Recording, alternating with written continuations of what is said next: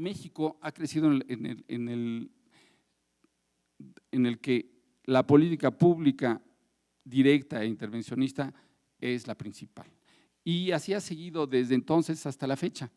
Es toda una tradición y lleva muchos años cambiándola en algunos aspectos, pero se ha mantenido hasta ahora.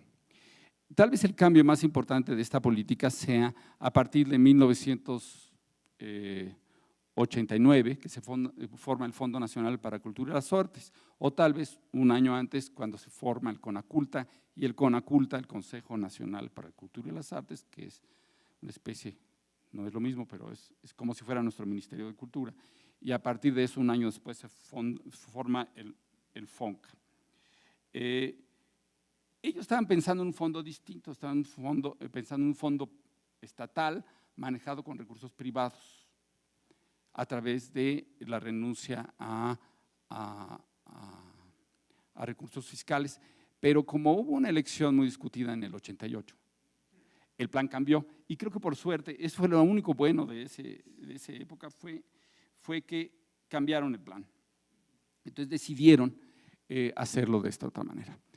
O sea, se hizo con recursos públicos directos y eso salvó, yo pienso que salvó la situación, porque ahora no podría explicarse la actividad de nuestro país en la riqueza de las propuestas, la pluralidad, si no fuera por el Fondo Nacional para la Cultura y las Artes. Y tan es así que otros países se han inspirado también en este modelo. Los chilenos tienen un modelo semejante, con varios fondos, no uno solo, con cambios. Desde luego, lo hicieron a su manera, pero tienen un fondo inspirado en el fondo mexicano. Los colombianos están trabajando en estos momentos en otro, en fin, es un ejemplo que se ha ido haciendo. Para mí, en mi particular visión, es el modelo más adecuado y el más interesante de continuar por este camino. Ahora, detrás de todas estas políticas hay una pregunta muy importante. Hay una decisión de que el teatro, como otras artes y como otras acciones culturales, es un asunto de interés público y en eso coincidimos todos. El problema es quién define qué es un asunto de interés público.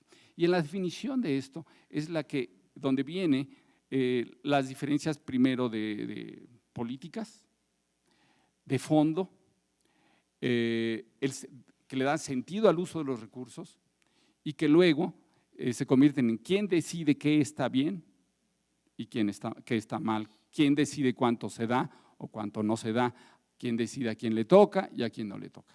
Porque esas políticas, esas discusiones son claves y nodales en cualquier política. Y eso ha cambiado con el tiempo y en México ha cambiado mucho, aunque les digo que no por eso podemos decir que se hayan eliminado algunas, simplemente coexisten con otras. Por ejemplo, en el siglo XIX pues se daba a quienes decidía el déspota ilustrado, decía Hugo Iriart, quién era el indicado y qué tipo de proyecto era, si era de alta cultura o no era de alta cultura.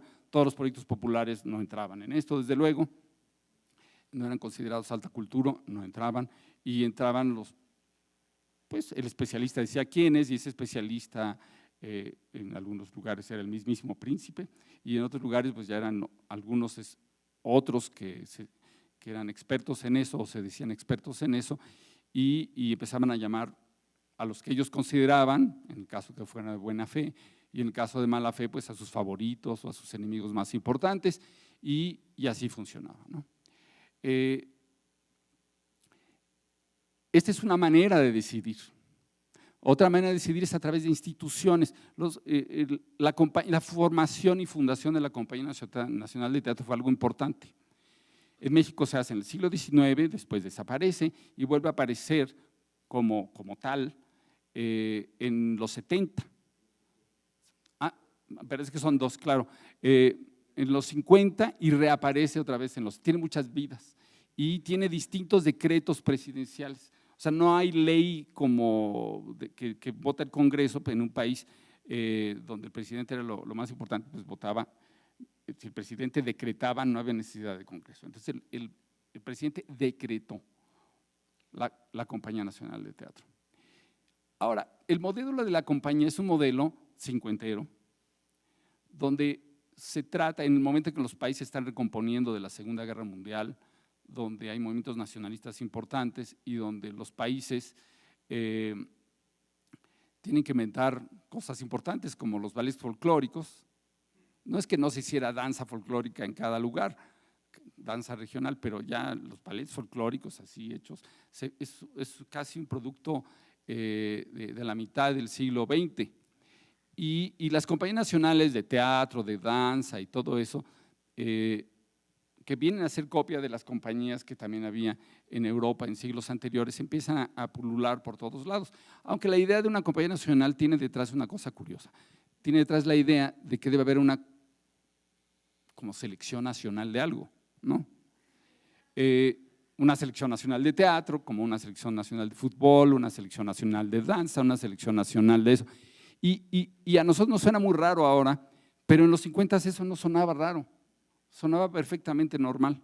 Ahora la gente se indigna, ¿no? Y dice, ¿cómo una compañía nacional de teatro y los demás qué hacemos? Tenemos otras propuestas, pensamos que el teatro debe ser otra cosa, pensamos que los recursos públicos tienen que usarse de otra manera, en fin.